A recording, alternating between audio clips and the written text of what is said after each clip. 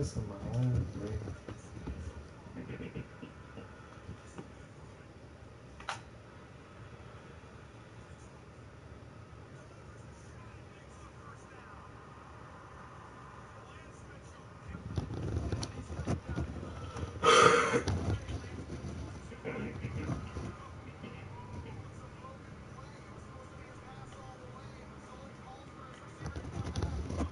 Another 100 mil, no cap. Won't you pull your hit that's in my line? Yo, what's up, everybody? How you guys doing, man? Hope everybody's enjoying the day so far. Just doing some play now, gameplay, man.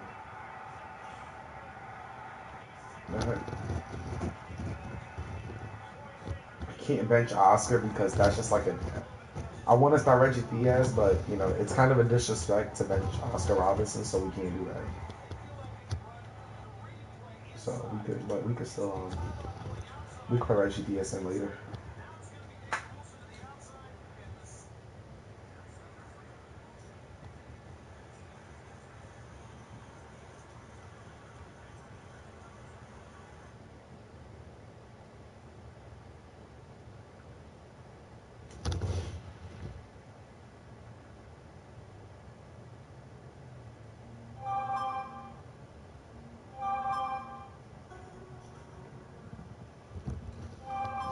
Um,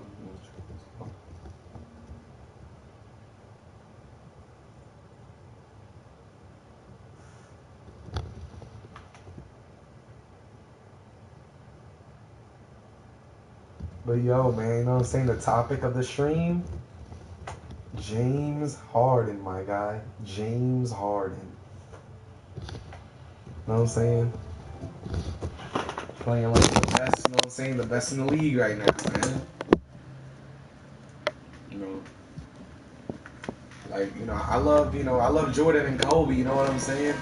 I know that, I know that, at the end of the day, you know what I'm saying? Because they're more complete as a player when it comes to the ball.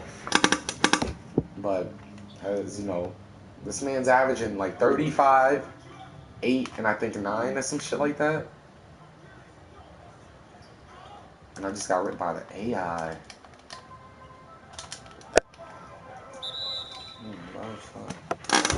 But it's pretty impressive to me, man.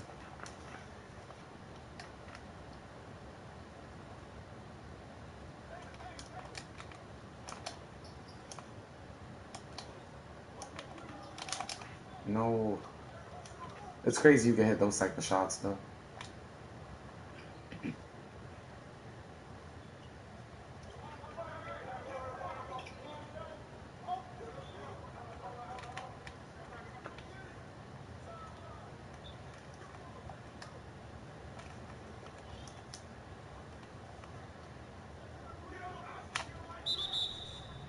Bro, look at his AIs, though. It's like, I wish my AIs could be like that low-key, you know what I'm saying? Like, try to get involved in the defense, try to make plays.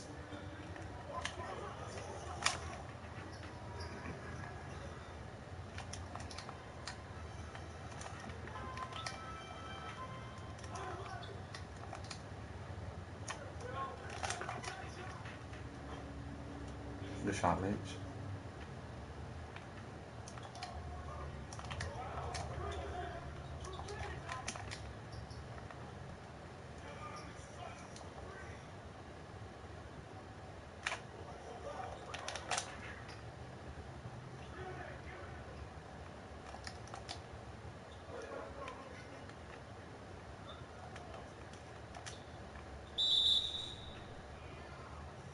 What? First of all, why did Chris Webber tip it? And second of all, Oscar Robinson can't get a rebound over Chris Paul? My nigga, like, what?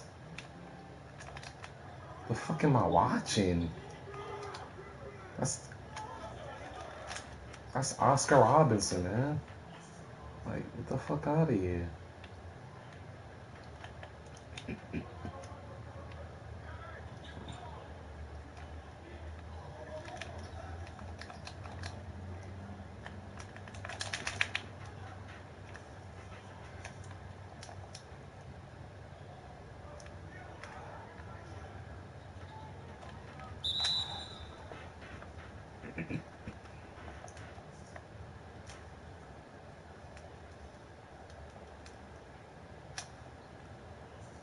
But I'm telling you, man, y'all, Oscar Robinson, when he's not playing against the Lakers or Warriors, he's one of the top PGs in the game, man, without a question. You know what I'm saying? But you know, when he's playing with the Warriors, it's like he just doesn't play the same. When he's playing against the Lakers, he just doesn't play the same. But besides that, you know what I'm saying? Any different team in the game, it could be Bulls, it could be whatever, man. But he'll show up. You know what I'm saying? Against any other team.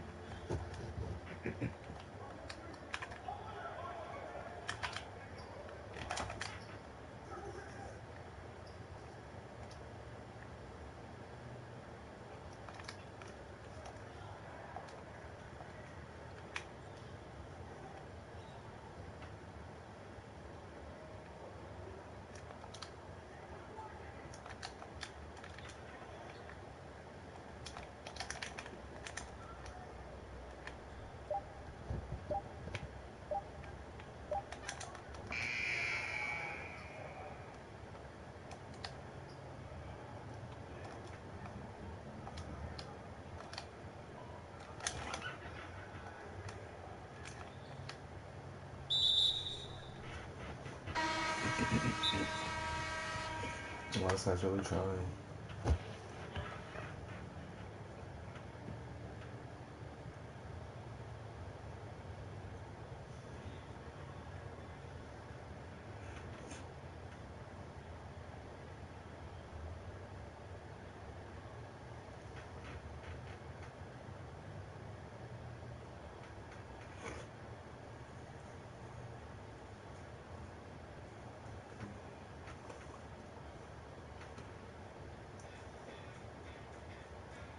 Two of two ads. What the fuck?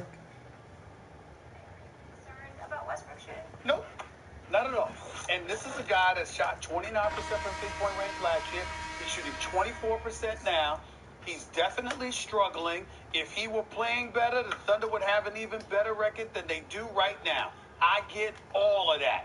And I'm still not worried. This is Russell freaking Westbrook we talking about here. I'm not worried about this, brother. You know why?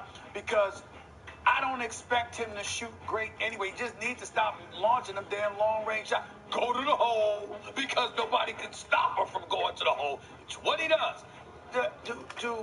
Do you look at him and say, damn, you know what? He's missing.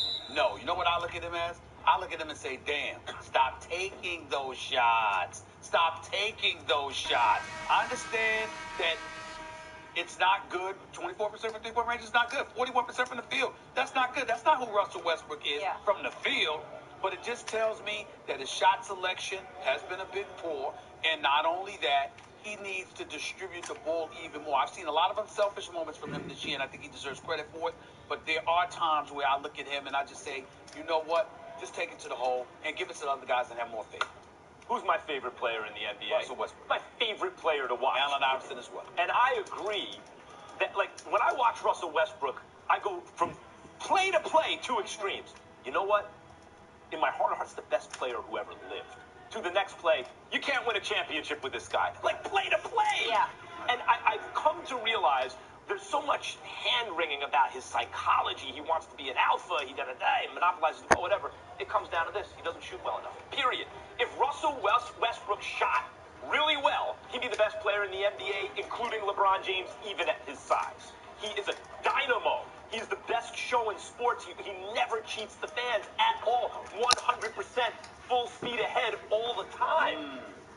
Here's the issue. Not a better show than Steph Curry. Well, you know what? Yesterday he said Kyrie Irving is the most entertaining player in the NBA. Right, Kyrie is the most entertaining. What I'm saying is Russell Westbrook doesn't his effort. Bro, David West bullying niggas? Hold on a second. Like, get the fuck out You want of to be here. inspired. You want to see something that inspires you. Russell Westbrook's an inspiration. However, he doesn't knock down shots. Right. And the issue, and that's the real reason we don't believe the Thunder are going to win a championship. Because he doesn't hit shots from the outside. He takes them, he doesn't hit them.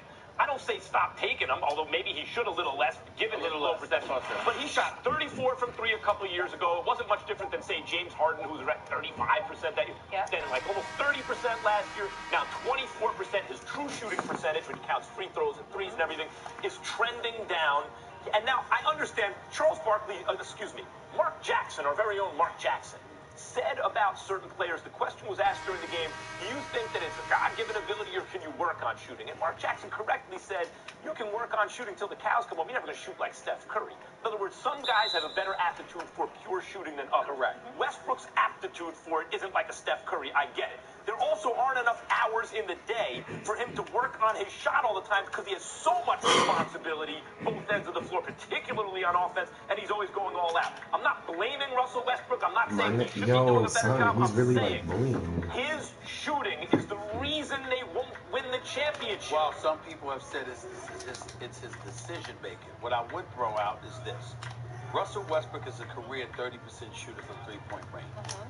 4 of the last 5 years, he has shot worse than 30% from three-point range. The irony is, the 1 year he shot about 34% from three, that was the year he took the most threes. In other words, the most threes per game. All of these years, he's averaged like 4 3-point shots per game from three-point range. That particular year, which was, what was it here? I'm looking at this here. 2016, 2017, a couple years ago, he shot 7.2 threes per game. Okay? So that's the opposite of what you're saying. He should shoot more. Well, again, that would indicate that, but I still don't believe that. I think that when I'm looking at what I've been most impressed by with Sam Presti and Troy Weaver, who doesn't get enough credit as the assistant GM, when you see them put together, these young athletes that they got up in there in Oklahoma City, I mean, you can see why they didn't need Melo. I mean, Grant and Ferguson and these boys. I mean, they got a crew now. They got a crew. But Russell Westbrook, he just needs to trust them and stop launching long-range shots. If Westbrook was shooting 7 threes a game and hitting 34% of them on this team, Stephen A., I would pick him to win the title this year. So, like, am I concerned about his shooting at 20? Yes, because I don't think they can go all the way. But otherwise, maybe they could. He's that special. I have been told by an insider. Obviously, we all know that Russell Westbrook's been battling injuries, and he plays through it because he tries to come on the court every night because he never shortchanges you with effort. Never. He hasn't been able to work on his game. He hasn't been able to work on his shot. He hasn't been able to practice. He's sort of like trying to get his bearings under him during game time, and they believe that come postseason time, he'll be fine. That's their belief in Oklahoma City. OKC currently third in the West behind the Warriors and Nuggets.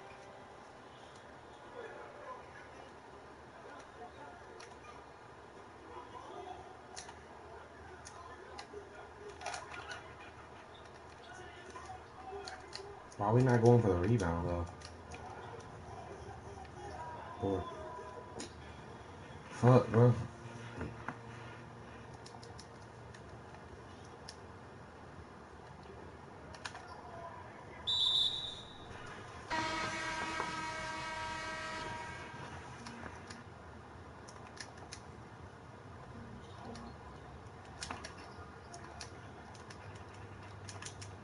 Bro, I'm tired of this, like, this tipping shit.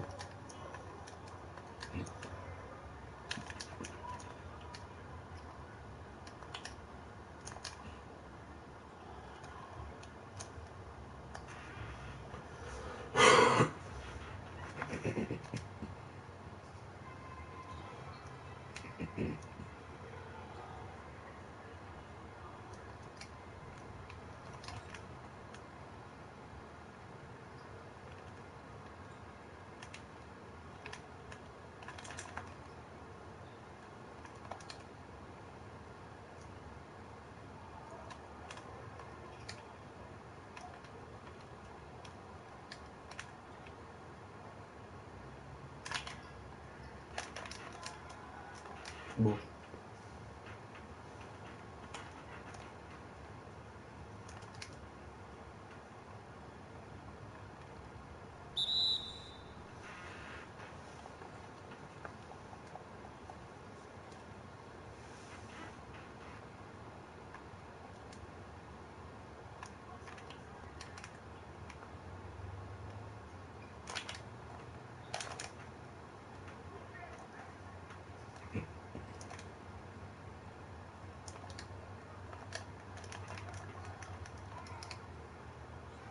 Fuck. I'm not shouldn't do that shit. That's on me. That's on me. Fuck. Damn, do that.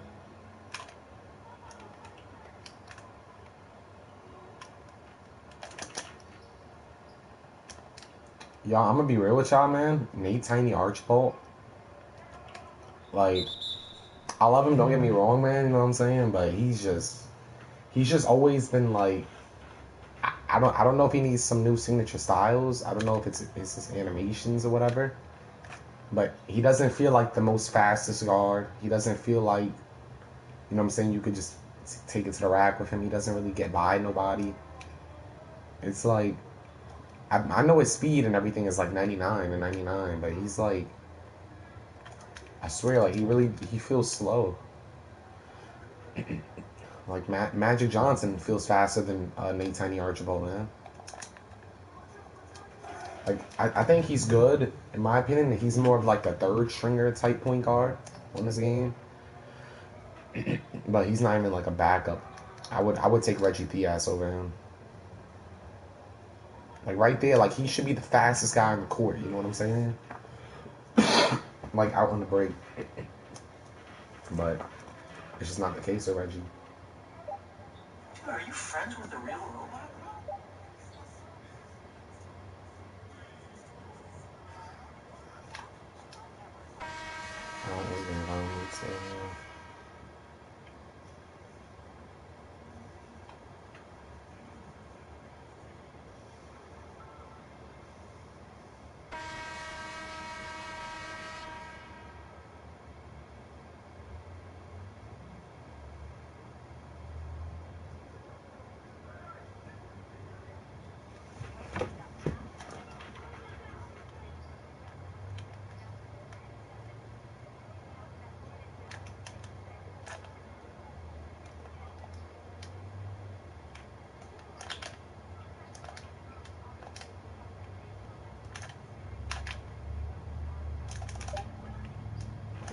Get the fuck out of here, bro. Look, he is surrounded by better talent than he was in Cleveland. Maybe he doesn't have another all-star, but, like, Cleveland had no other three-star players other than Kevin Love, meaning that's really a starter. A bunch of 2.5-star guys, like rotation pieces, maybe a starter if you have an incredibly strong team around them. The Lakers have several starting caliber players, even with LeBron absent, so they can kind of keep their head above water and stay in the playoff picture till LeBron gets back. That's a luxury. Now, as you age, these kind of nagging injuries crop up more, and that's why it's so important, especially with something like a groin, to give it full rest. Don't be like, oh, it's 80% better, let him play, and now he's really compromised for the playoffs. They have the luxury, even though the West is very tight.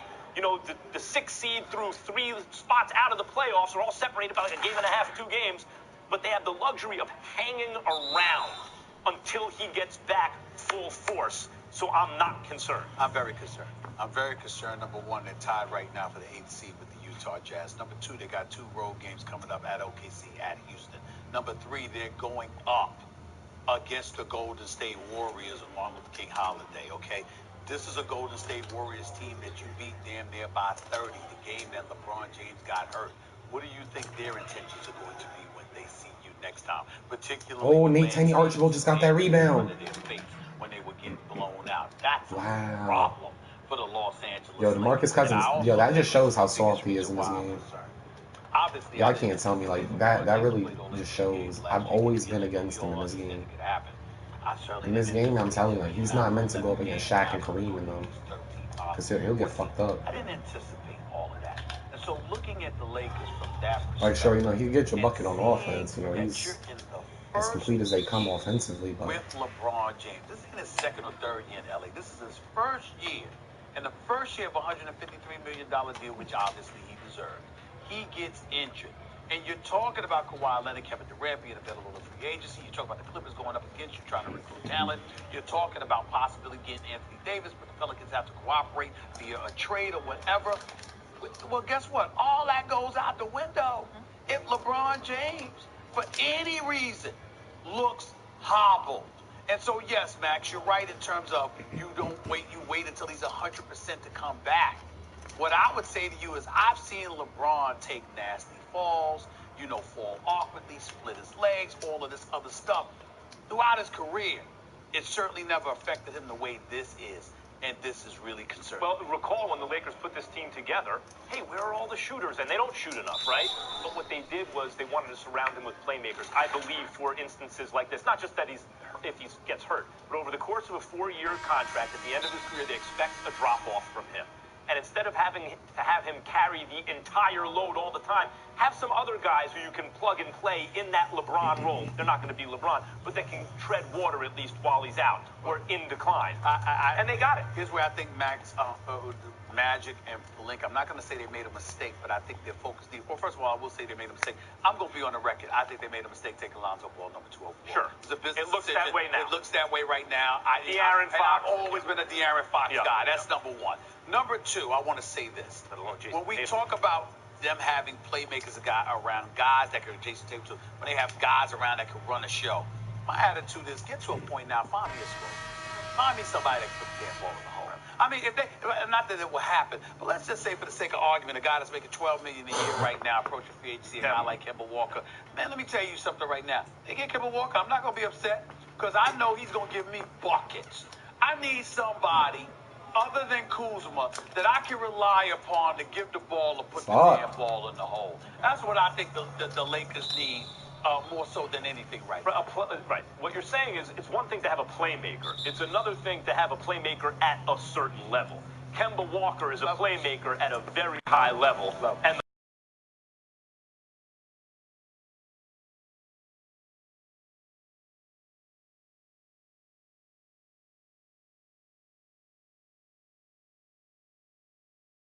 putting out all the stops. You know what he is? UConn Husky. He's a little mini Kyrie. Yo, hey, yo, bro. Yo, if you can hear me, yo, are you trying to run it? You want to run another game after this back? Yo, let me know, man. Cause like I'm streaming right now and I'm trying to give like my viewers good games, man. And I think you're a good opponent. So if you're trying to run it back, you know what I'm saying? Just add me and shit. Or matter of fact, I'll send you a friend request. I love $100 million, no can't.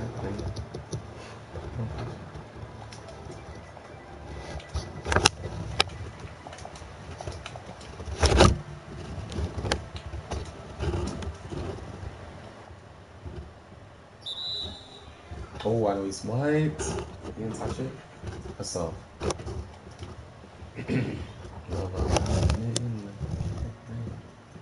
Pull up, put your bitch ass in my lap, man.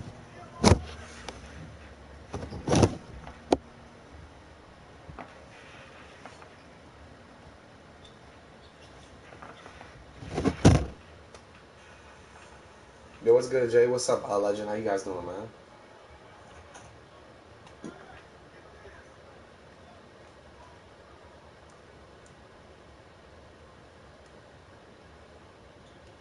Yo, DeMarcus Cousins makes his debut tonight, man.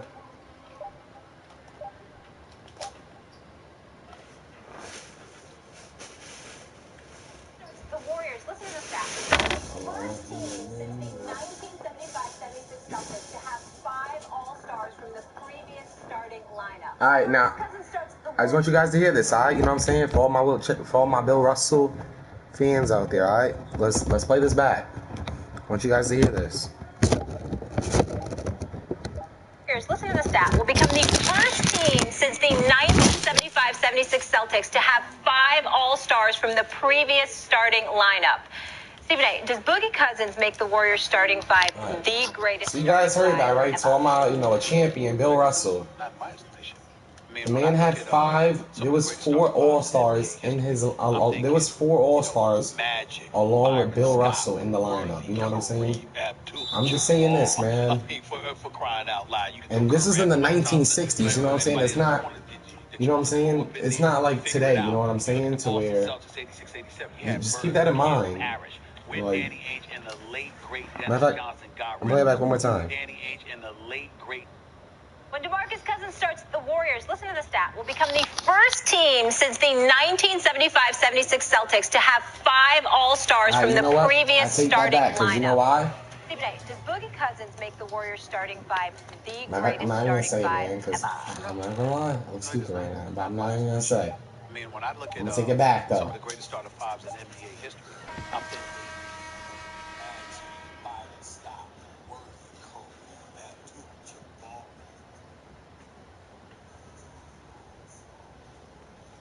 Yo, what's up, V5? How you doing, man? Do I know who Isaiah Jackson is? Is he like a high school ball player? I feel like I've seen that name before.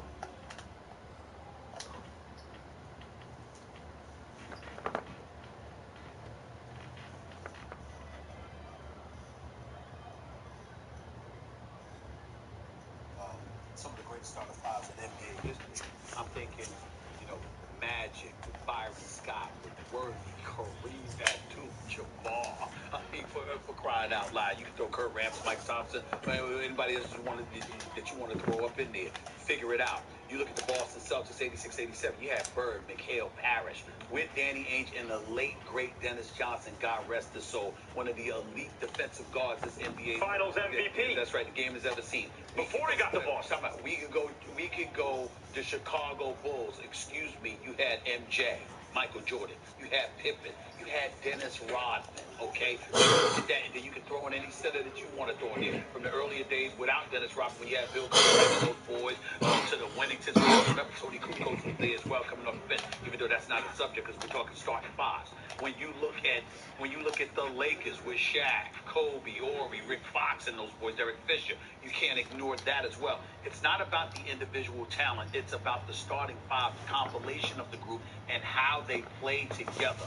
We've seen Steph Curry. You know how many times we've watched the Golden State Warriors, and from a systemic point of view, not look as fluid and as smooth as we would like, but they're rescued because of the great shooting. Yo, I thought about like the late comments.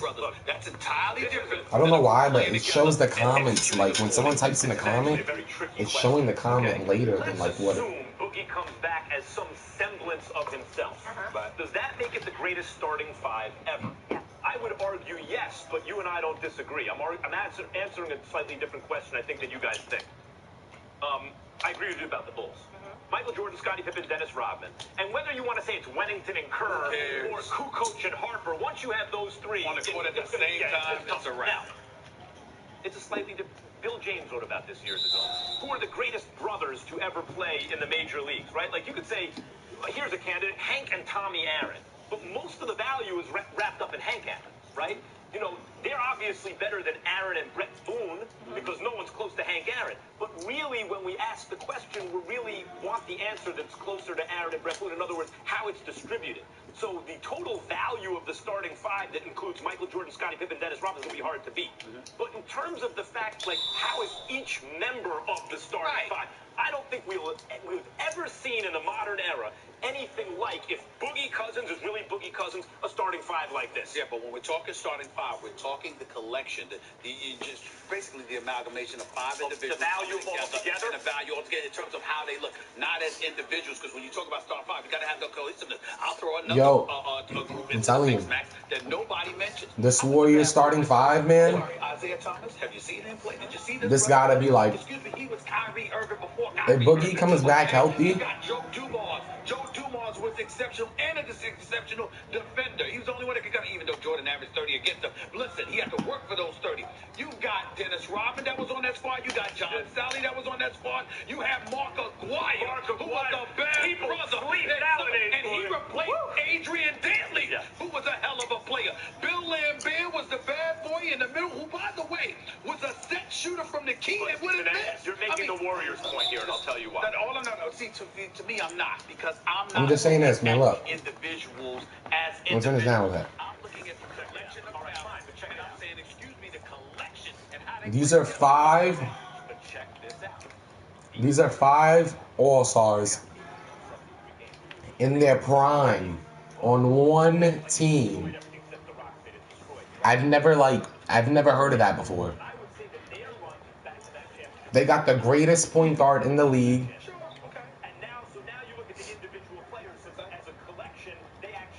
They got Kevin Durant, who's this, arguably, you know what I'm saying, second best player in the league. Arguably, you know what I'm saying.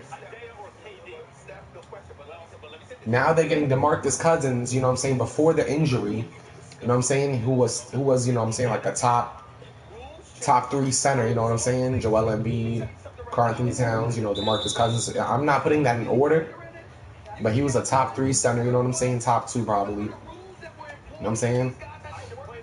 They got Klay Thompson, who is, you know what I'm saying, one of the best two-way players in the league. And they got Draymond Green, man, you know what I'm saying? The guy, you know what I'm saying, who really does all the dirty work. Now, they're all in their prime. That's the thing. Like, not, you know, one of them is not just old, you know what I'm saying? One of the, like, they're all in their prime. You know, these are their best years coming up. Well, if not, you know what I'm saying, they're in their best years or whatever. Like, I've never seen that before.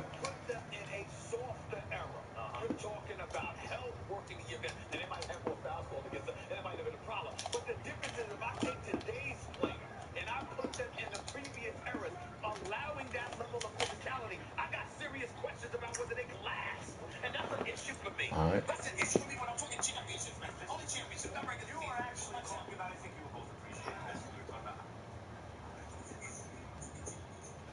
Yeah, Ohio Spear Academy. That's where I've seen it before. Okay.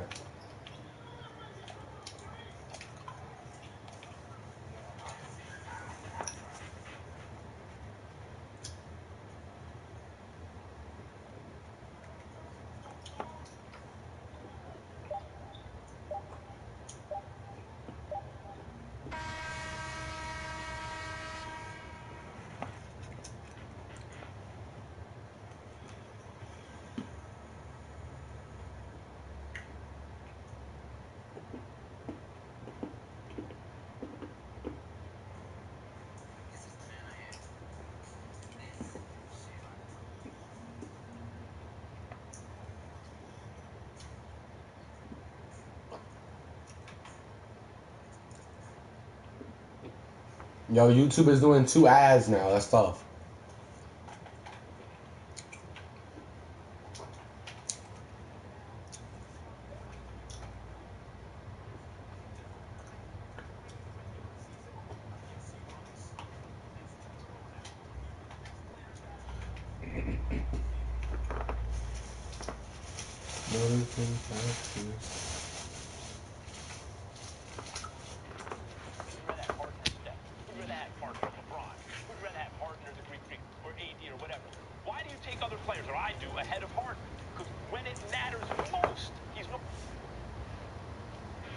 During the regular season. And my point is this, Steve. Can he be? Why is it okay to be that during the regular season? But who'd you rather have, Harden or KD? Who'd you rather have, Harden or Steph? Who'd you rather have, Harden or LeBron? Who'd you rather have, Harden or the Greek Freak or AD or whatever? Why do you take other players, or I do, ahead of Harden? Because when it matters most, he's no longer the best player in the world. And why is that significant? Because I'm telling you right now, if he can be the best player in the world in the playoffs, the Rockets can beat the Warriors. Let me respond to that because I want you to come back after I finish. I think you're being unfair to James Harden. And I'm going to tell you why I think you're being unfair. Kevin Durant and various other superstars in this league can afford to go into cruise control, can afford to be deferential, can afford to let somebody else step up, take the mantle, pace themselves, not absorb as much punishment to the body physically, etc., etc. If James Harden does that, Houston has no chance. It's a fair point. He has to carry them on his back. And so I say that to you to say this. I look at James Harden, and this is nothing that I've said probably will disgust you as much as what I'm about to say. If James Harden keeps this up, and the Houston Rockets remain the same, and D'Antoni obviously can't find a way to find a buffer to take some of the pressure off James Harden, I don't know if any of us are in a position to judge James Harden harshly come postseason time. You cannot ask this man to carry. I know what I'm saying. No, I think he has a legitimate point. Why? James Harden is very physically strong, among other things, by the way, and has to do so much that it's a legitimate point to say, what's he going to have left in the tank if he has to carry them? However, this is what I'll say. LeBron's had to carry teams a bunch of times. No, come on, Max. That's not fair. Wait, time out. Well, you know why it's fair? That's what I'm saying about Harden. In the regular season, he's better than LeBron James, right? What happens in the playoffs? No, that's not why I'm saying it's unfair. I'm saying it's unfair because LeBron is 6'5", 260. Let me tell you something. Come on, man. He's usually abusing people. This ain't boxing. Physically. This ain't pound for pound. better No, than no, stronger I'm players a lot talking of the about time. the level of Or bigger, physicality, stronger players. the level of physicality that he can implement, and the manner in which Watch he this. can punish opponents on the Stephen A. basketball court. That's entirely Watch different this. than Harden, man. It doesn't matter. That's part of what makes him great. So do what you got to do, James. He's a strong guy. The point is this, or if you're not strong enough or big enough, that counts against you. Bro, My point is this, Stephen A. Let's choose up teams like you've been doing on the playground. I'm saying if James Harden's the MVP in the regular season, now it's the playoffs, you're choosing up teams, then take him first. Let's imagine he's the guy you would take first of everyone between Golden State and Houston. Boom, you got the best player. Next two picks, let's say, are KD and Steph.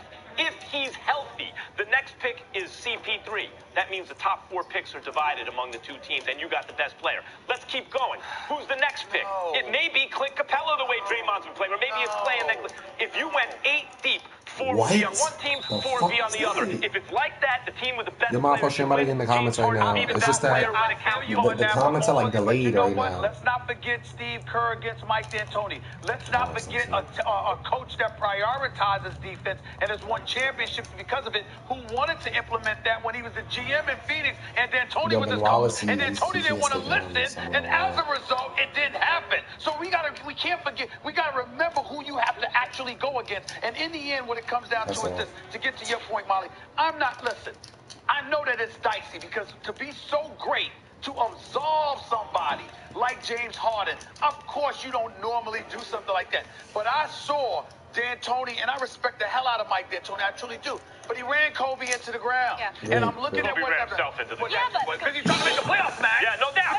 No doubt. But so there's been CP3 and Capella will be back. He won't be in that position but anymore. you're not hearing But us, Molly. he's D'Antoni doing the doesn't work now. coach defense like that. And Bizdelic does. Steve Kerr, Bizdelic does, yes. But D'Antoni doesn't. He's the head man. Steve Kerr emphasizes that it matters. And if you are James Harden, having to carry the load Fuck that outta he's here, carrying, I'm not. I want to say help. something. I want to say something about that. You're right. He might be diminished. No one wants to hear these excuses. You know, no one. Like, remember what I said about the Chargers were heading to Baltimore? Hey, Phillip Rivers. No one wants to hear, oh, but it was a tough matchup. Either you win the game or you don't. Here's the thing about James Harden. If CP3 and Capella are healthy, with PJ Tucker and the whole thing, they got a crew. If they're healthy. I am not rooting against James Harden. I am rooting for him. It would be a more interesting NBA universe if James Harden and the Rockets could upset the Warriors. Life would be more interesting. Our jobs would be more interesting. I'm rooting for him. I'm not saying this to set him up for failure. I'm saying he is capable of being the best player in the universe when it doesn't matter as much. Can he do it Let when me it ask you matters this. most? Why does he get cold in the playoffs? Like, what do you attribute that to? Well, first Because of all, obviously he's Yo, a why superstar. didn't he do that? Sometimes your shot it just ain't full. Sometimes you don't get the calls as well. Because you got to remember, James Harden is a genius as an offensive basketball player. He knows how to draw fouls. He knows how to get to the free throw line, create contact, etc., etc. The problem is that you don't always get those calls come postseason time. So that's one point. But the bottom line is this: when we look at him, Max, Molly, if the man is averaging 40, right, and then come postseason time, he's averaging 28. Yeah. And instead of shooting 45%, he's shooting 42%. He's shooting under 30 from 3. No, I understand that. But what I'm saying hypothetically move forward. I'm not going to look at him and say he's joking. Yeah, but I don't think he's going to have to carry the load This is how I'm like going to this look down at him, the okay? stretch. The money's on the line. Hit your shots, period. Got it. All I'm down with that. Yeah. Bro, look at y'all see this shit though? Like, what am I supposed to do? That's Ben Wallace right there, and it's like every time Giannis goes up, it's like they be giving him animations I've never seen before.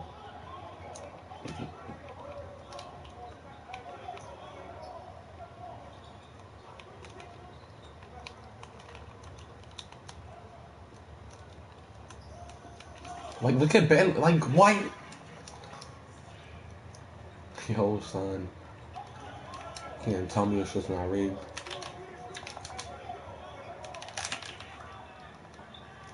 Yeah, Mr. Open Shot.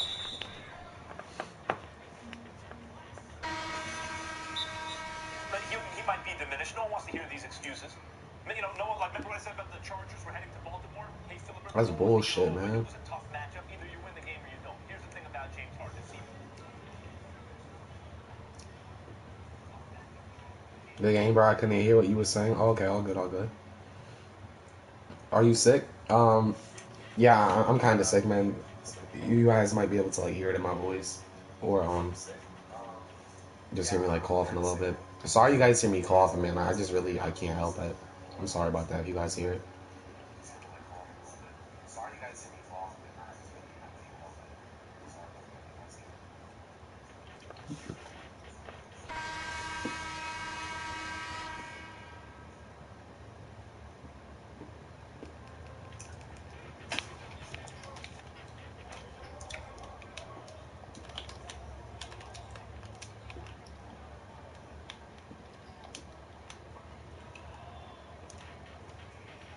Fuck, I didn't want to leave that guy open though.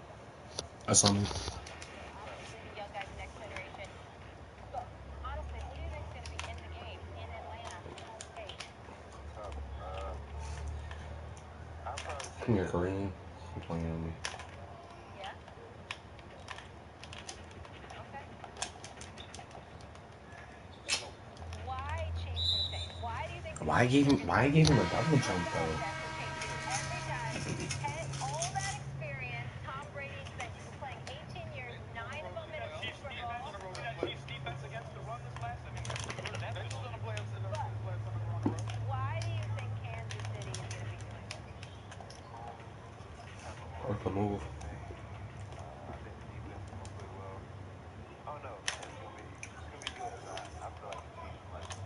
No Kareem Hunt there anymore. Reminded me of that one. I think that crowd. I think that crowd. Good. It's not Kareem Hunt, I think though. that crowd will be 12 man. Whose man is this? Patrick Mahomes is going to make plays with both his legs and his arm, and I think Travis Kelce. I don't know. couple of big passes to this Chiefs team. What we saw all year, like It's like he's ramming the paint offense, right? and expecting Kareem to get the board.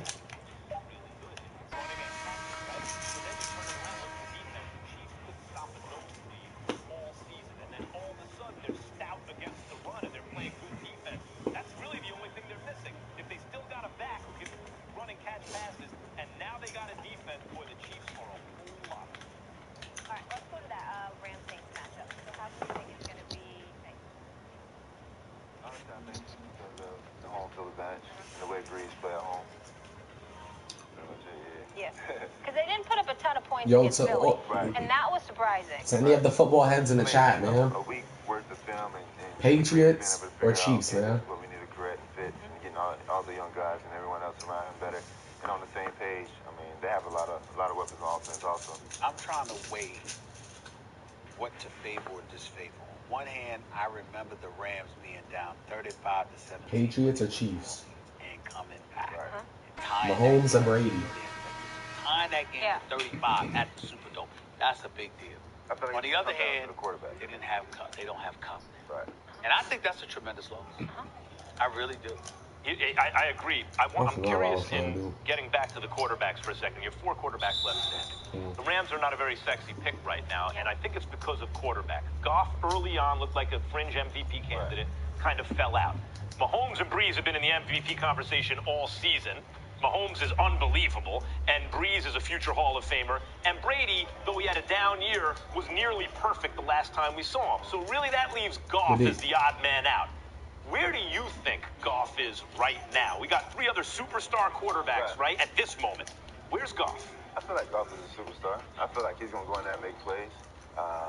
They're going to establish the run game early and then do all the little trickery and slide protection and, play action, throw the ball downfield and try to get one-on-one coverage with the corners. I feel like Goff is going to play well. Do you think last year, much like my you, sub's the not first working time or against something? Alabama, you needed that experience, you come back the next time and beat them. Last year, Goff was not the sexy pick in the playoffs because he had never been there, right? And the Saints were because of Drew Brees.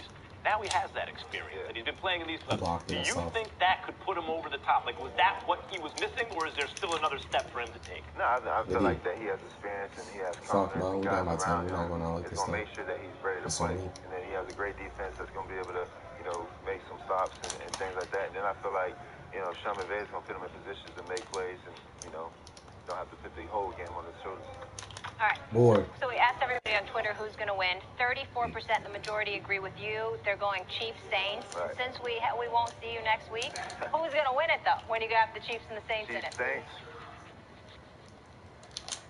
I probably say the You guys see that though? Like 3 jumps. 3 jumps within Stephen A., 2 how seconds. much does Andy Reid need this win? 3 jumps.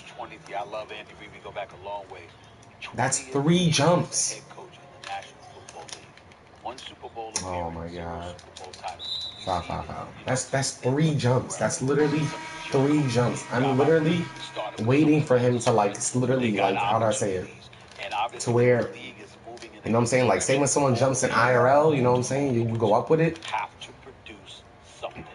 20 years, Andy Reid ain't going nowhere because he got Mahomes, and Mahomes is his guy. For 20 years in the league, you got to win. Of every single person involved in this Final Four, as it were. Yeah. Andy Reid is facing still the in this most bitch, man. pressure. Still The coming most back. pressure is on this man to beat Bill Belichick with the chips on the line. To get And if he beats Bill Belichick, there's no excuse to lose the Super Bowl. Right. You can't beat Bill Belichick in the That's AFC a very Championship good game and then go lose to somebody Yeah, I else. can't wait to see. You can beat High Bill school Belichick, you God. should be able to beat somebody else. Easily. I'm really stuck in some quicksand right now, my nigga. Fuck.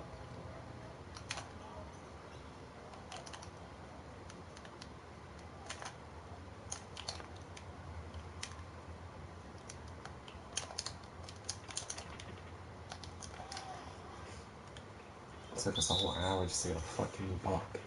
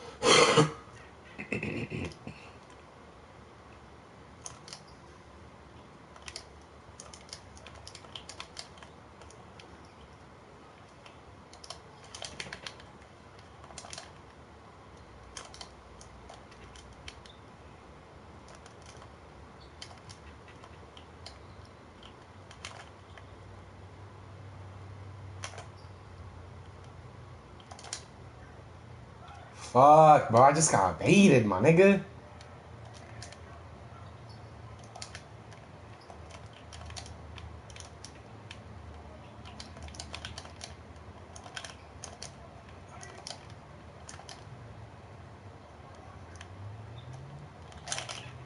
Yeah, one. What's up?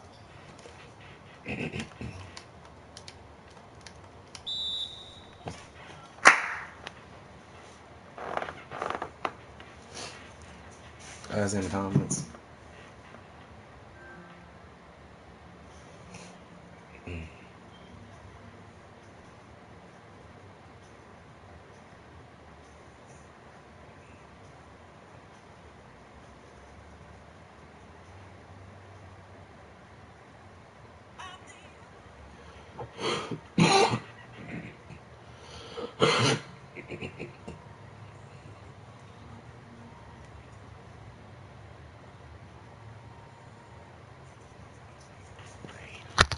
Jalen Hurts announcing he'll transfer to Oklahoma. Tell me this, Mel. How will this move impact his draft stock, you think? Well, you never know. I mean, he had proved so much as a passer, Maui, last year at Alabama. Going into last season, obviously worked on a lot of things mechanically. And when he got out there, he threw the ball like somebody you hadn't seen yet at Alabama. That was always the struggle with him throwing the football. Well, he became a much more accomplished passer. If he continues that progression at Oklahoma. Remember, Spencer Rattler's coming in, a true freshman, who's supposed to be spectacular. So we'll see how that all moves along there. But I think Jalen Hurts, certainly if he continues to improve like he has, will at least have a chance to play in the National Football League, where a couple of years ago it looked like he was just going to be a really good college quarterback who would have really no shot in the NFL. Now, at least based on what we saw him throwing it last year, at least will be on the radar. Now, let's discuss the Heisman Trophy winner for a second, please, and Kyler Murray. You've got 12 teams passing on him, and him falling to number 13 to the Miami. Why the fuck did he reach, bro? Do you think there's going to be trepidation in regards to his height? That's the reason you have him at number 13? Is it because you don't know whether or not he's going to be totally committed? Yo, it's hard to hit free throws on Hall of Fame. I'm not even gonna lie to you. That he has? What's the motivation behind putting him at number 13? Well, I think motivation, Stephen A., is so many, as you mentioned, question marks that still have to be answered, and questions that we'll get the answer to pretty soon, whether he's going to be an Oakland A, whether he's going to be all about football. How tall is he? 5'8.5", 5'9.5", 5'10". We'll find out that at the combine. That's off. All about football. And then the mixed opinion. There are some that think you can't get it done at 5'9", 5'10". Some think he's a second-round pick, not a first-rounder. Others think he should be a first-rounder guaranteed. I talk to as many people as I can, Stephen A., as you know, and I think the consensus is first round. How high? You got a long way to go until late April. A lot can change, a lot can happen. I think 13 to Miami right now is fair. What? A little higher, you can't project trades. That's was that? From Ohio State's at 6, not at 1 or 2. But I think Kyler Murray, I think he will ascend maybe a little higher than this. But right now, I think 13 to Miami is about where, at this stage of the game, I could see him coming off the board. Meantime, you mentioned Dwayne Haskins. This was known as a weak quarterback. Yo, y'all see that Ray Allen shot, though? Like, what is that? Herbert will be number 1 overall, but now he's not coming out. So number 1 quarterback taken. So Dwayne Haskins, on your board, Mel, projected to be the number 1 quarterback taken to my New York Football Giants. Is the perception, or is your perception, that this is going to be a legitimate franchise quarterback, a Pro Bowl quarterback, given Justin Herbert, Tua Tagovailoa, Trevor Lawrence? What kind of level quarterback are we looking at, you think, in Dwayne Haskins? They will hope he's a franchise quarterback. Everything suggests he can be. Only 14 starts, but he made the most out of those starts. He came in that Michigan game at the end of 2 years ago and played so well and carried that into this year. Even a game that you can scrutinize and say, well, is he ready? Was the Penn State game at Happy Valley? And yeah, he had struggled a little bit. Even some face-side pressure bothered him. But when he needed to, last 6 minutes of that game, 2 touchdowns. They ended up coming back down 26-14 to win 27-26. I mean, this kid's very confident. He loves to be a quarterback, loves to study and work and be the CEO. And I think the Giants at 6, will that be something they wait for? Probably not. They maybe move up from 6. Can't project that trade. But I think Dwayne Haskins is going to be highly coveted come late April and maybe go 1, 2, or 3 overall. Not even get down to 6 of the Giants. Well, in case you didn't know, Max and I are Giants fans, so we had to struggle through those last 2 seasons. Tell me this, though, because could Dwayne jump in and start next year? You know, I will never say never to rookies. Look at the guys last year, Amal. All of them were supposed to be waiting in the wings, you know, sit, watch, and learn. Those days are over, especially after last year. You thought these quarterbacks were going to be able to sit like Josh Allen. A.J. McCarron didn't have it. Josh Allen goes 5-5 as a starter in games he started and finished the game. And you look at what Lamar Jackson did, giving the Baltimore Ravens that boost into the playoffs. He was supposed to be a project. Then you look at all the other quarterbacks that counted. Fucking no, bro. You think about Rosen, the worst team in the NFL. He at least played and got some experience. So I think the days of that are over. Remember, the Cleveland Browns gave up the first pick in the 3rd round to get Tyrod Taylor. Oscar Robinson? How long did that last before Baker got in there? So I think whether you're 14 starts, whether you're 34 starts, you're going to play right away or close to right away if you're a first-round pick. And Dwayne Haskins, yeah, Eli, if he's there, yeah, maybe Eli for a while, but Dwayne Haskins by, at worst, year 2 will be under center. Mel, forgive me for asking. This is a little bit off the rails, but I'm just curious to get your take on this. When you look at your draft, your mock draft from last year, and then you look at what transpired in the NFL draft, does somebody stand out in your mind that you had high that ended up being a big disappointment this past season in the National Football League from last year? Not yet, Max, because you're not a disappointment after 1 year. And I think if you look at people like Josh Rosen, well, he struggled. Well, Josh Rosen was projected to go, not as the first quarterback. Y'all see that, though? Like, I threw the ball. Again, it went off the side of Ray Allen's body. Keep up with the other guy. Well, everybody doesn't progress at the same rate. The talented Arizona wasn't obviously good enough. They're the number 1 pick in the draft. So all this like that. Josh Rosen should be fine. I think all the other quarterbacks look really good. They really did show great promise. I mean, look at what Baker, Sam, Josh Allen did in Buffalo. They present some problem for Arizona. They stick with Josh. Let's keep this in mind. Murray would be the 3rd Oklahoma quarterback to to go #1 in the draft. And since 2010, joining Sam Bradford and Baker Mayfield, they all won the Heisman and ranked 1st, 2nd, and 3rd in school history for touchdowns. Pretty good company to be in there. Will Kane, also always good company to have. How are we doing, Will? I'm good. How are y'all this morning? I'm good. I know you're a big college football fan, so I will get to you in just a moment. But Stephen A., should the Cardinals consider Murray with that #1 pick? No, they should not. He's electrifying. This is nothing against his talent. He threw 42 touchdowns last year. What was it, 4,300 yards? He was absolutely sensational. Picked about 69%, completed about 69% of his passes, Heisman Trophy winner. We know what he can do, but the combination of two things is what would scare me off. #1, and this is not really that big of a deal in terms of, obviously he's willing to consider the NFL draft. Oh, you He's got a grab that baseball shit. future as a shortstop. I think about him. I don't want to hear anything about his height. It's Altuve. Look at what he does. Doesn't matter in baseball. But it damn sure matters in football. The fact that he is so short, I mean, he's electrifying. The speed is unreal. And he would be a nightmare running the football against anybody or whatever. But in the NFL, against grown men with the speed that is on the NFL level, not to mention the girth and the size and, the hat they can put on you and durability being such a question mark. Don't get me wrong. He's not the biggest dude in the world. But I think it's kind and generous to say he's 5'9". He doesn't seem that way to me.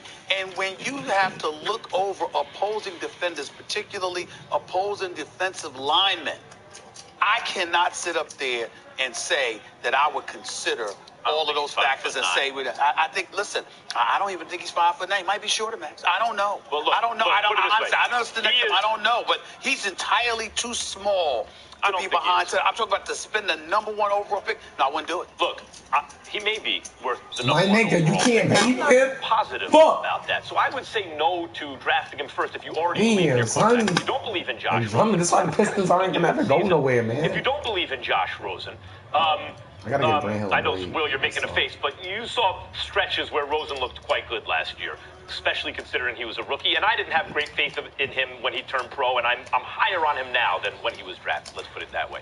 But if you don't believe in him, fine, draft another quarterback. I'm just not positive that it should be Kyler Murray, who is a much better athlete Go. than, say, Dwayne Haskins. But I'm not convinced we'll be a better Three pro points, I ain't quarterback. gonna lie It's to you, man. You gotta possible get the he 3 will, points. maybe. I wouldn't bet on it, but if someone else said it, I would. Okay, fine. But I don't see such a difference there.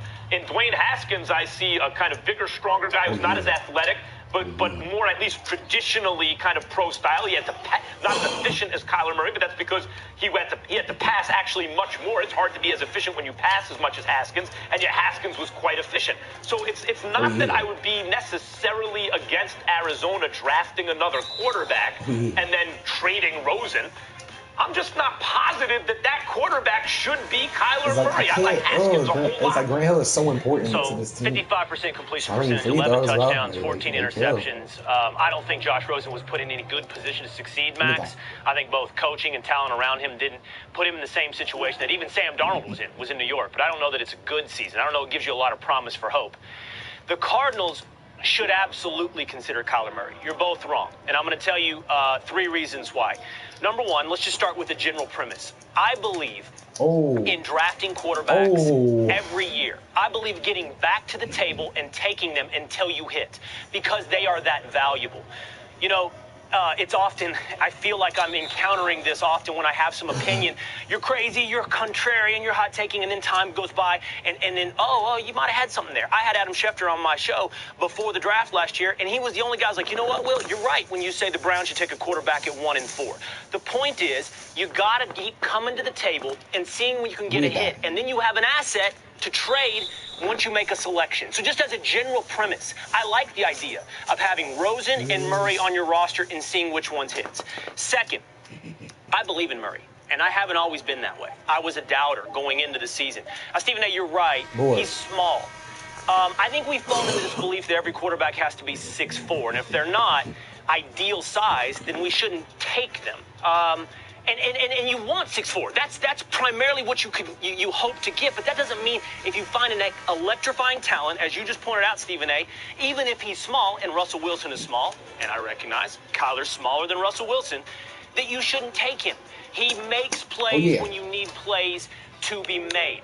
Kyler Murray is somebody you should absolutely believe in. They should do it. Oh, and by the way, here's the third reason. Go up Sean, The go up Cardinals, Sean, specifically, man. Cliff Kingsbury has said they're sound. I don't know if you have it, Molly, but they're sound. Yeah, you know what, Will? Let's play that sound. Yeah. Thanks for teeing it up. Yeah, Play it. yeah. He has to go up Kyler's stronger a than freak. that. If not, we're not going to win I've this followed game. him since he was a sophomore in high school, and just think the world of him and what he can do on a football field. I don't have enough good things to say about him. He's phenomenal. I'd take him with the first pick of the draft if I could. I know he's signed up to play baseball, but he is a dominant football player, and I would take him with the first pick. Well, guess what? You can, You Cliff. do it off the You can computer. take You it. do By the it way, off the Will, I computer. gotta, hold on, can I'm gonna finish this number 3, Max, please, really Fuck, quickly. bro, Oh, sorry, sorry. Cliff. The only question is, does Cliff understand what an NFL quarterback should look like? Does Cliff know, right? He said he'd take number 1. And I think after Baker Mayfield, Pat Mahomes, Davis That's Webb, Johnny Manziel, Case Keenum, Cliff Kingsbury has a pretty good idea of what an NFL quarterback looks like. The idea that the Big 12 quarterback isn't NFL style is absurd. In fact, that is NFL style nowadays. Boy. The influence that Lincoln Riley especially has had on the NFL. But I'll say this. Let's say the Browns would have done what you suggested and taken Baker Mayfield 1 and say Sam Darnold. Out of bounds. But then Baker Mayfield, they hit on. Baker Mayfield would be their quarterback as good as Sam Darnold's future looks. And I think it looks bright.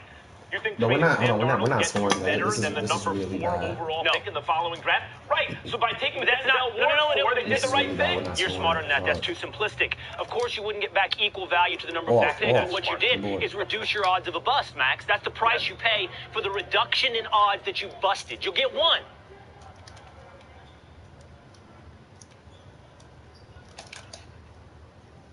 What the fuck did I just do? And why did I just do that? Why? Why did I just do that? Oh my god, he's throwing turnovers.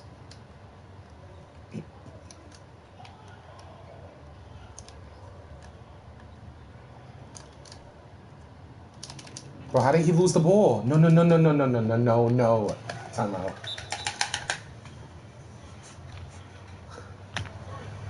Holy, I'm selling this shit right now. I ain't gonna lie. I'm selling this shit right now. I'm selling this shit right now. Bad, bro. Bad. Like, what the fuck?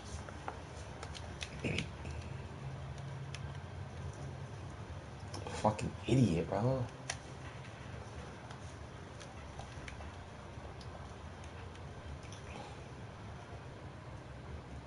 I'm thinking about just ramming the paint, but it's not too good right now for that shit.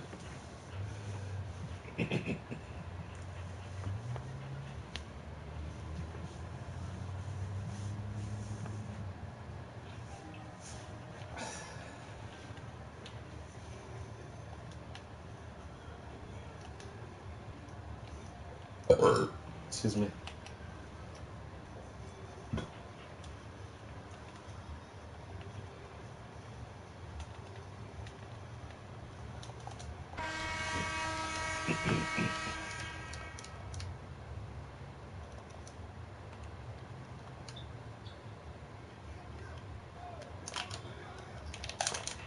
Come on.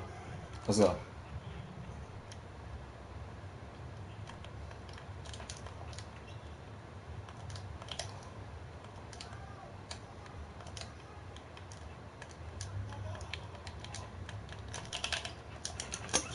Fuck, bro.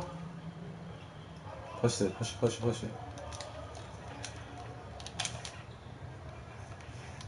I don't know what Kareem was doing, but shit, y'all, I'll take it.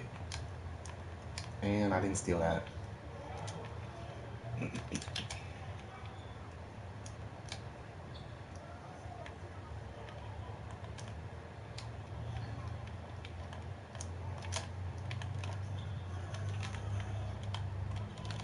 Oh, Hall of Fame difficulty. He's gonna go straight up. Hall of Fame difficulty.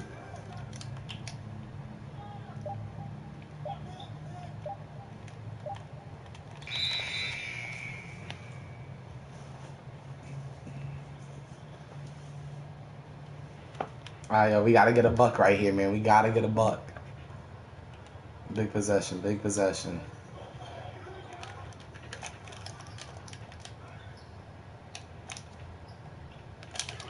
Come on. Fuck, bro. Stackhouse is a peach, bro. Peach, man. Peach. But we gotta get a buck, man. That's tough. You know he wants to give it to Giannis. We gotta.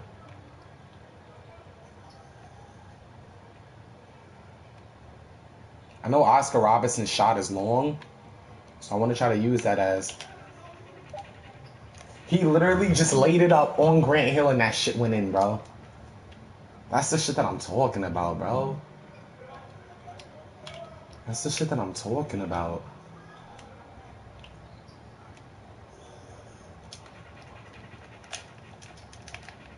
Like, that's what I'm talking about. He literally just laid it up on Grant Hill like it was nothing.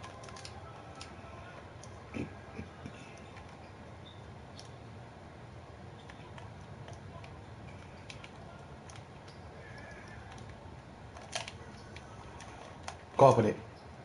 Hall of Fame difficulty.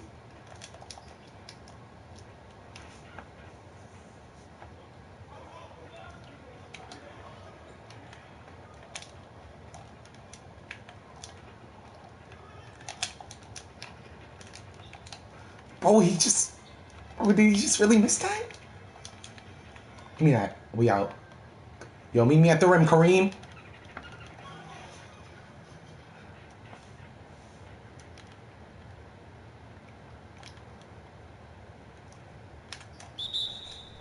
GG's.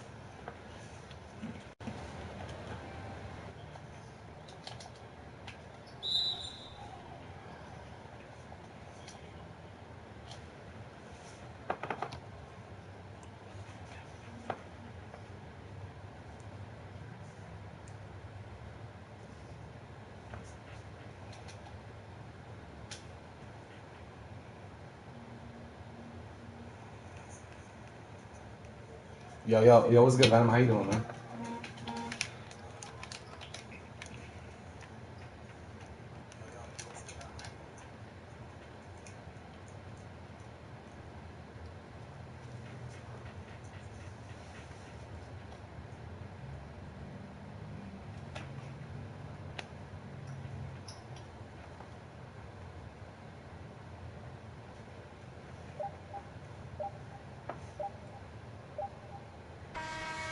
GG Sag, yo, I'm telling you, Marcus, he's a good player, man.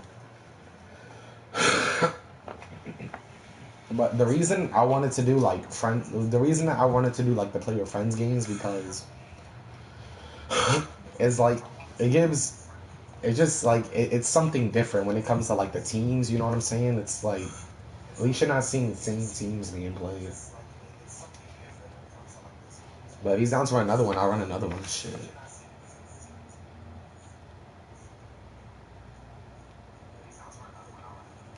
Okay. Yo, good game. Good game, Mark. Good game.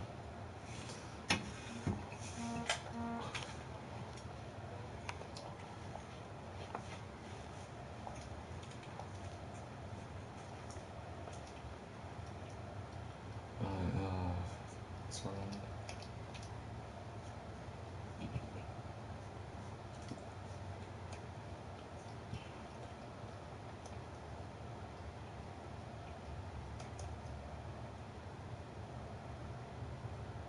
It's about the all-time Cavs.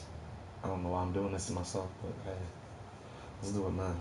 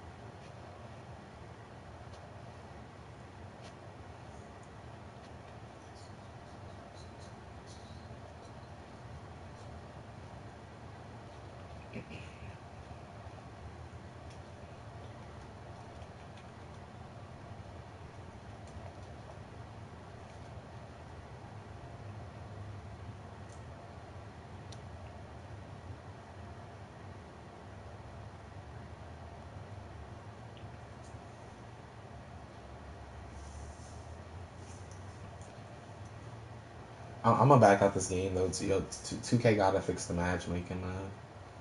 This is bad. You shouldn't be getting matched up with current teams or all time teams, man.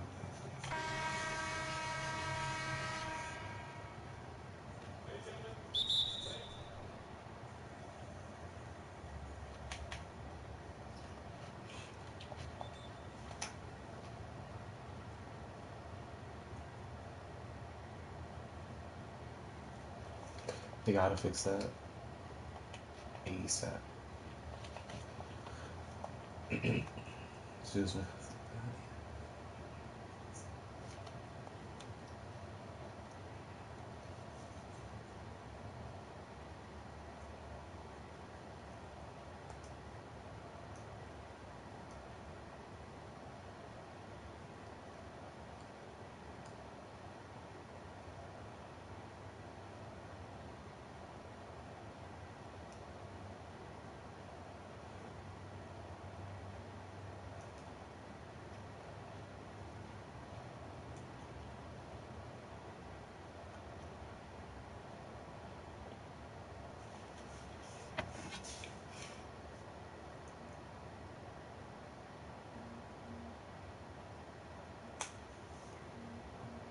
Oscar Clamp God, facts, man. Yeah, I'm telling you, man. Yo, Oscar Robinson, like when he's not playing against like the Warriors or the Lakers, he's one of the best point guards in the game, easily.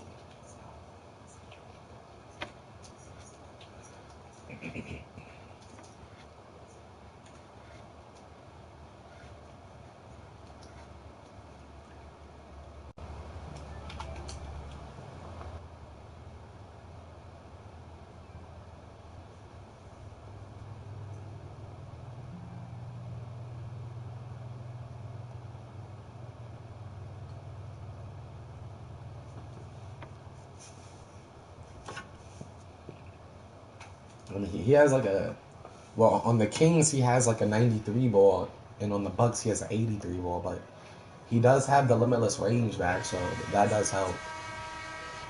I'm about to show y'all some Brandon Roy gameplay though, man.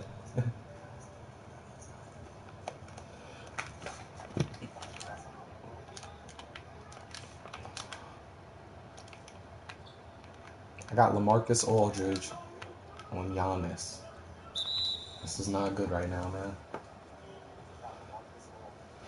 LaMarcus is easily one of the worst defensive players in the game, so we're gonna see how this goes.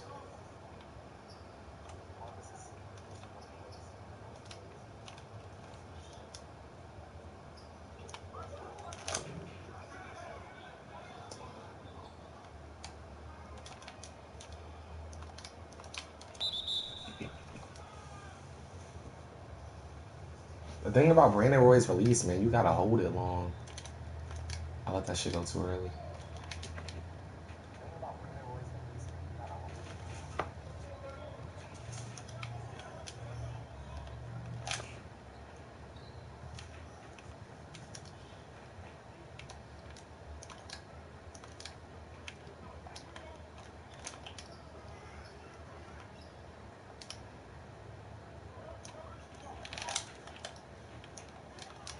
Telling y'all, Brandon Roy, man, he's when they put him on this Portland team, man, they like with this team. I'm telling you, man, with this addition, he's like, oh my god, like y'all see it, man.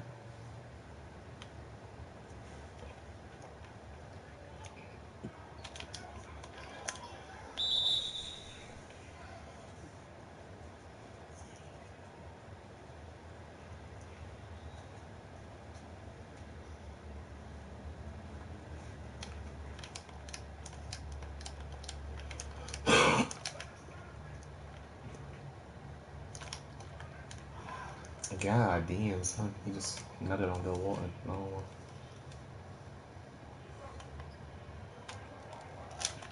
Let me get one. Y'all see it, man.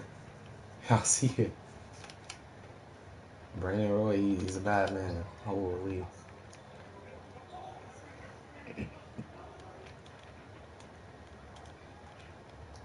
He's just going right through me.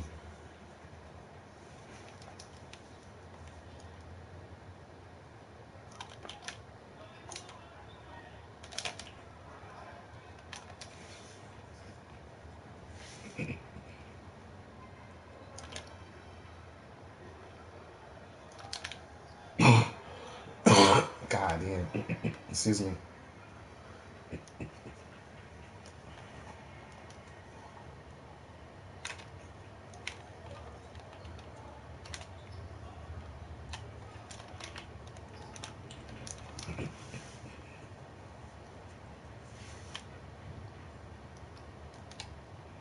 Alright, come on, LaMarcus. We gotta get a stop, man.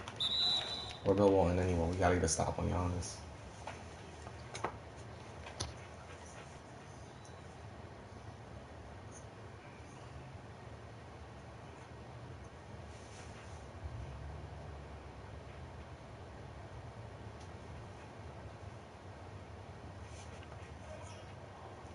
Throws himself up this hard, and it goes in really hard.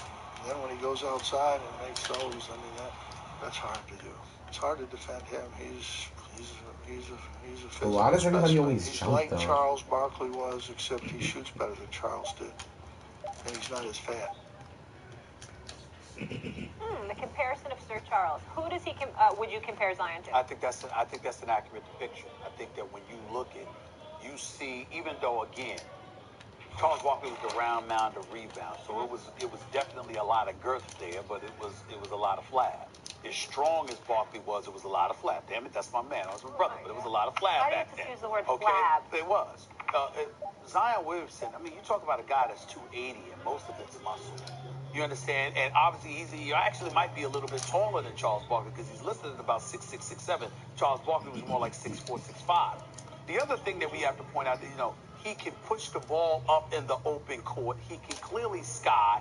So he does remind me of Charles Barkley in that regard and the physical specimen that he is. I mean, it's certainly more Charles Barkley than LeBron. The whole thing about Zion Williamson is we haven't seen anything like him. So people are always reaching a little bit. You go, LeBron, that's not right exactly. Charles Barkley, yeah, it's not right exactly. I've even thought, like, is there some Sean Kemp there because he could jump out the gym? The guy who comes closest to me, and I think people don't match Zion onto him because he has a reputation as not being like as hard as some of the other guys, is Blake Griffin. Blake Griffin is like more of the same kind of height and size. Like Blake Griffin's a big, strong guy who could jump out the gym, handle the ball, push the ball, be a playmaker, pass the ball, shoot it a little bit. I mean, more as his career went on. I know that's not a great comparison. There is no great comparison, but the one that physically and game resembles the most to me is Blake Griffin. His second year, which is really his rookie year. I would say I get where you're coming from. What I would tell you is the reason why you can't summarily dismiss what you're saying is because Blake Griffin was dominant in college when he was at Oklahoma. There's no doubt about it. We have to see Zion Williamson on the pro level to know for sure. But there's a difference between the Blake Griffins and the Charles Barkley. Yeah, Zion Williamson and what we anticipate he'll be compared to what Blake Griffin is. We like Blake Griffin a lot. He can play, he can walk around 20 and 10. He's going to get his numbers. But there's a certain level of dominance that doesn't appear to the only be thing there, I'll say is even this. though the numbers are there. Like, I'm talking about a la Barkley. Right, but the only thing I'll say about Blake is this. He was the number 1 overall pick. Barkley wasn't. He was the number 1 overall pick. So that tells you something about the way, and I know there's less competition, guys coming out earlier and everything, but that tells you how he was perceived. He gets hurt his rookie year, so really his second year is his rookie year. And I forgot the Blazers got Sabonis, though, man. His rookie year, he was banging on the world. He was grabbing, like, his athletic ability was so obvious and staggering. In that first full season, that's what. And I know it's not perfectly like Zion, but that's the closest to me. But even then, Max, I forget Zion for a second. Let's go Barkley. Okay. When we watch Barkley take over, listen, do you understand that Barkley's a champion if it were not for Jordan? Like a lot of people are. Barkley's a champion if it were not for Barkley. We've never looked at Blake Griffin and said he's a champion if it were not for this. There's something about the way he's really good, He's really good. He can walk around 20 and 10. I'm not disrespecting But I'm saying a lot of this anyway. perception, But Barkley, a lot of this perception is in retrospect. Now you look at the way Barkley and Blake's career went. I'm saying just thinking about Blake at the same age as Zion, you know, in college and then that first full season. Now, Barkley, the other thing about Barkley that's different than Blake to me is when Barkley jumped, it was amazing to watch because at his height and as you mentioned, width, you're like, oh my God, how can he jump like that? You know, like, so there is some of Zion there in the sense that that Zion is so big. You're like, oh my God, he jumps like that. You're missing one thing. The mean streak that Barkley had, you've never seen from Blake Griffin. People forgetting that the year. No, talent. The talent's unquestionable. I'm talking about the mean streak, the one it factor, the fact that you were just a monster. I mean, when we saw Blake Griffin refuse to shake Steve Ballmer's hand the other day and just ran off the court, that basically was the one mean moment, you know, in a career Blake Griffin can find a lot. When we see him on the court, he's gonna get his numbers. You ain't gonna stop him. He's gonna get his numbers because he's too great of a talent. But when I look at a guy like Barkley, I can see a Zion Williamson coming into the NBA with that level of intensity to match. Blake had that intensity. I'm just saying, like, what has transpired, like, that's a all these guys don't take the routes and don't develop exactly as we think, and then that colors the way we perceive them looking back. Now we have all this information on Barkley and all this information on Blake, and Barkley's a far greater player and all that. At the time, I'm trying to think. Maybe because it was such a short period of time. Okay, fine. That's why people The remember it. athletic ability. No, I know, of course. I'm talking about the mean streak. I never saw that back. Why do you think the league hated Blake so much with his mouthpiece hanging out of his mouth as he banged it on everybody? Yeah, he had dunks or whatever, but when it really counted, he didn't see it. All right.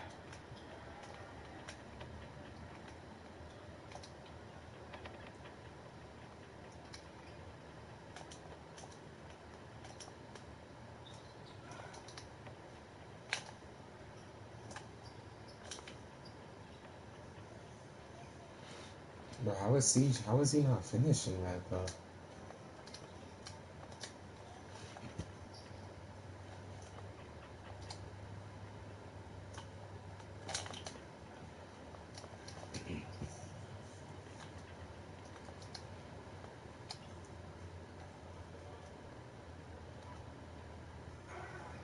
Who the fuck is that? Yo, who just took it to the... I never heard of that guy before. Whoa, who is it? Bro, who is this guy? Yeah, shit, man.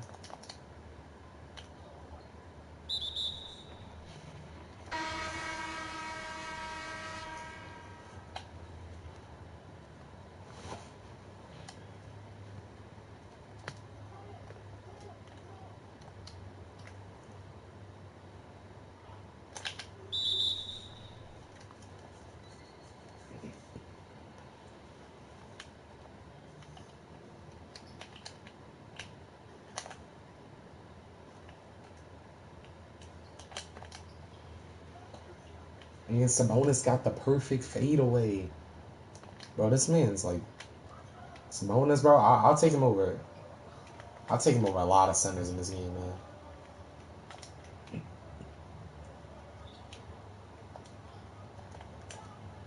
Bad shot.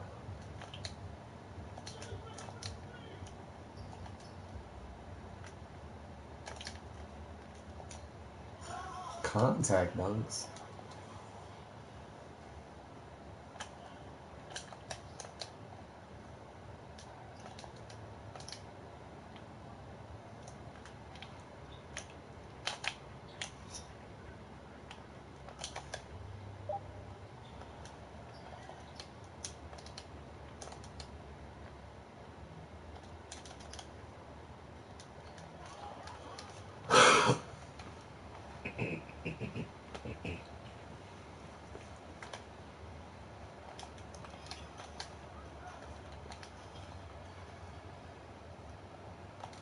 Well, this guy, he's just shooting some bad shots, man.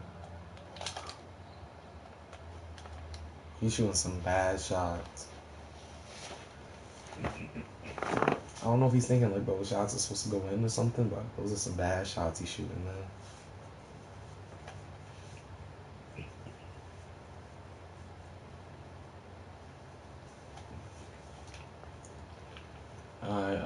Let's go with the 76ers, man.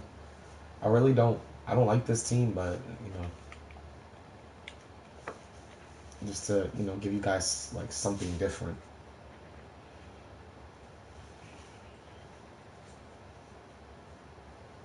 But hey, I think the 76ers are good, you know what I'm saying? I think they can match up with any team in the game except the Warriors and Lakers, man. I think they can match up against Boston. I think they can match up against the Rockets, the Heat, whatever team it is. But they're just not messing with those two teams, man. There's just only two teams. But don't get me wrong, against any other team in the game, Bucks, Spurs, whatever. I think you got a chance, a good chance too. Like some 50-50 type stuff. Talking about the team, man.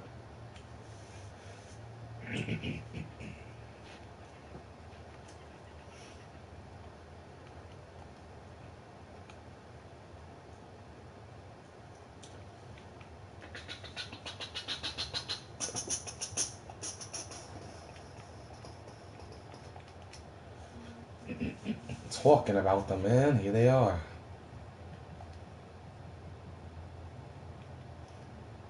Whoa.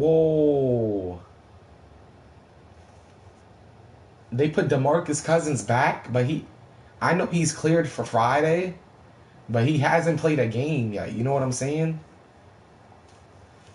So we should take it easy. Like, at least let the man touch the court. You know what I'm saying? Before we even put him in the.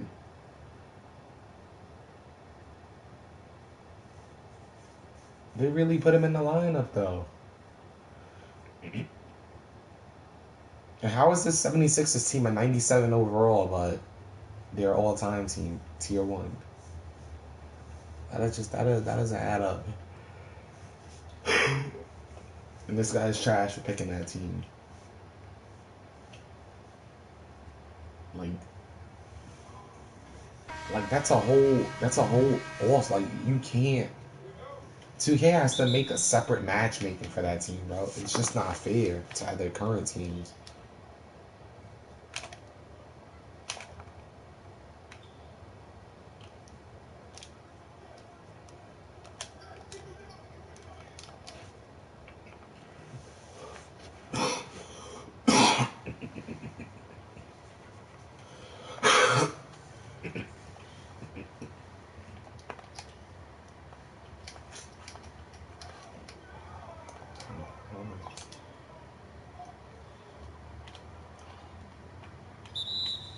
Hold on a second. Yeah. Hey, yo, bro. Why are you picking the Warriors, man?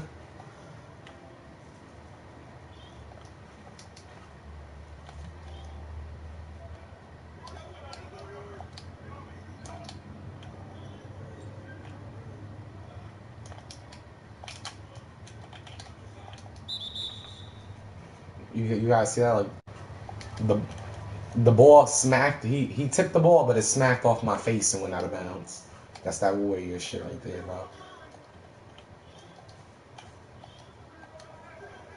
Steph Curry for 3. Steph Curry.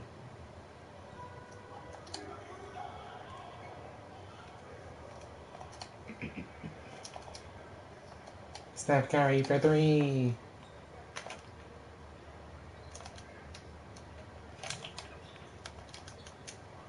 Steph Curry for 3. Kevin Durant for 3. Kevin Durant for 3. Steph Curry for 3.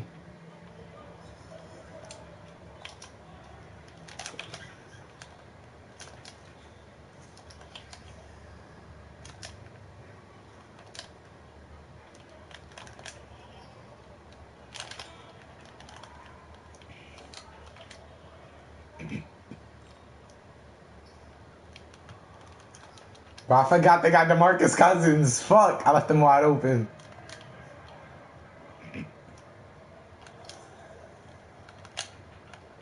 Bro, I forgot they got DeMarcus Cousins, though. What the fuck?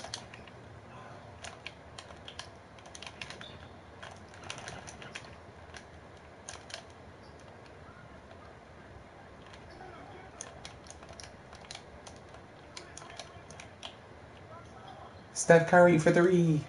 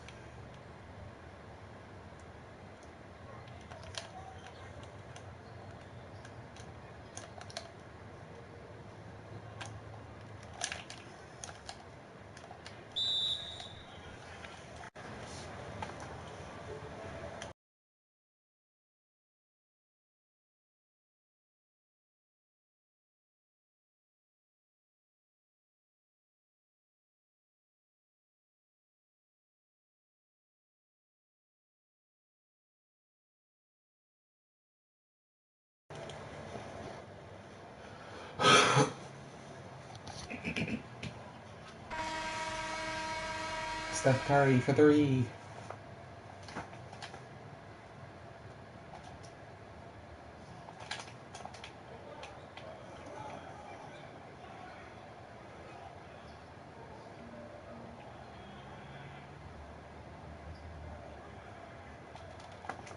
That shit out of here. Snake.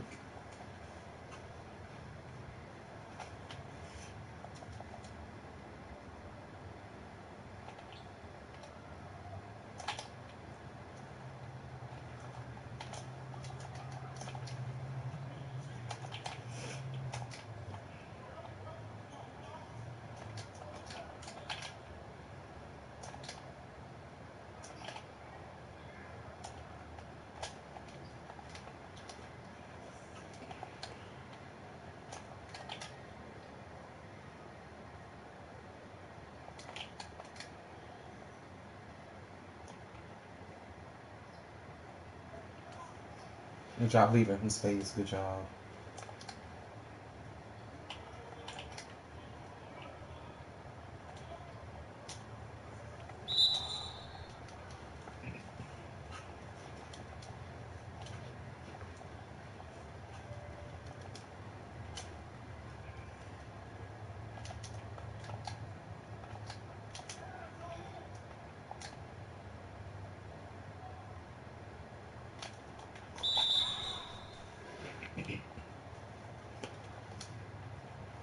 Yo, I'm gonna be real with you guys. Ben Simmons, he really gets good animations. I'm not even gonna lie to you, man. It's gonna be scary. Like if him or Giannis gets a jump shot, you know what I'm saying? The game might be over.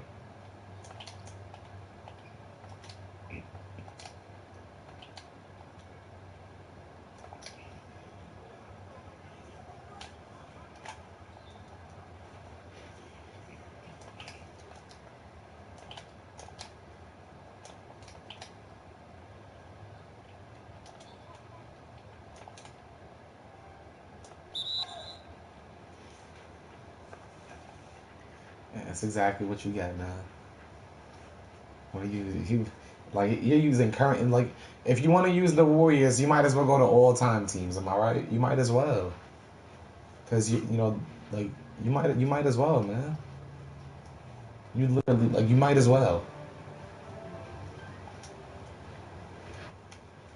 It's so trash. Yo. DeMarcus Cousins, he's back. He's really back. I know. He's playing an opponent that was using him. The best center in the league is back. Whoa. Easy. Is he better than Nikola Jokic? He better. He is. Yes, he is better. Oh, I saw. You know what? I was on the 30-game win streak last night, right? Mm-hmm. And I got double barred to 94, my God. Wait, what was the winning streak you was on? 33, 32, some shit like that. On the ones court? Yes. Yeah, I would have to see a screenshot of that shit, B. I got you. I got you. I got you. D on a I 33. really. Who did you steal that streak from? Did somebody know that one of the niggas lag out? You know what I'm saying? You hop on the winning circle. The win streak keeps No, you know what going. I'm Cause saying? It's a ain't guy no named way, D. 1800 patch made. You know what I'm saying? I pulled it up and I knocked him off the spot. Just this simple. Just this simple. Paul Millsap. I don't know why the Denver Nuggets stayed. I think they signed him for like a 3-year, $99 million or some shit like that. I'm not saying it's a bad signing, but he is not a max player. You know, it's Denver. You know what I'm saying? It's Denver. I know, yeah. Don't get me wrong, but it's like That's a mid market. You know what I'm saying? yo, then players like Jerome Kersey, if he was in the league today, he'll probably be making more than that and shit like that. He'll be a max player. Who else would be a max? Sean Elliott, he would be a max player. Hey, Who else? are you joining Parks right now? Are you joining Parks? No, not yet. You in it? Wait, you're still trying to go in this part? Yeah, I'm trying. Oh yeah. Jerry Stackhouse, he would for sure be a max. Oh, super max. You know what I'm saying? Otto Porter got the max. He could get the max. Peja in his prime, yeah, that's a max. Super max. Pull right it with there. your pure sharp, you know what I'm saying? Like, I got you trying to you. get on a breakout, you gotta pull it with your pure sharp. You trying to get on breakout, you know what I'm saying? What you gotta do? Yeah, Jalen Rose, he'll be a max player. No, he won the most improved title in 2000. He would have got the max the year after that. Dikembe, he would for sure been a max. Antonio McDyess, what? Paul Millsap got the max. Gotta give Antonio McDyess the max. And Nick Van Exel, yeah, he'll get the max too. If Chandler Parsons got the max, he could get it too. Shit, man, I think everybody gets the max. Kendall Gill, Coleman, Kenyon Martin, these are all max players. James Donaldson, he got the max. Derek Harper, he's streaming?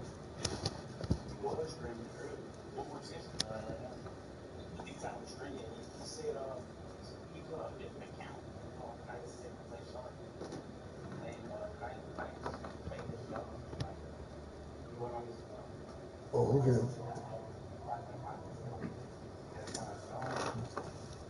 Oh, okay. Shit, yo, stream guys, yo, it's a good stream, man. I think I'm gonna call it for right now. Just gotta pull up with some people at the park and just take care of some business. No, let me stop. We're just gonna go drop somebody off. That's all we're doing. I mean, we are about to take care of business, you know what I'm saying? You know what I'm saying? About to answer that. I'm about to help you right now. Wait, but you gotta try to add somebody from the. That's really like. I don't see none of them folks. It's like his stream is lagging. It's not gonna be real, man. That's not it. It's difficult trying to do it that way. I don't know the subways, but I got you how to do it right now. You know what I'm saying? Yo, if Hollywood streaming, you know what I'm saying? We could pull up. I'm bringing my pure shark, and we're gonna drop them off. You know what I'm saying? Let me see. Right here we got 2 over things. Oh, they didn't give him Limitless? He hit that Limitless 3. How does he hit Limitless range Hall of Fame? Who? Klay Thompson? Yeah, from that game winner he had. He should get like a Limitless range Hall of Fame. Rudy Gobert. It's like a Mark Eaton basically, you know what I'm saying? But just, you know, he's an all-action block.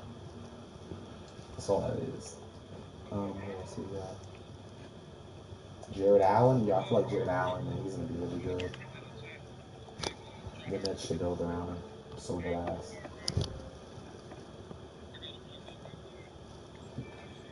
Rim protected defensive Waiting on style. KO to the AM. He add me, so it's going down. I'm about to help you right now.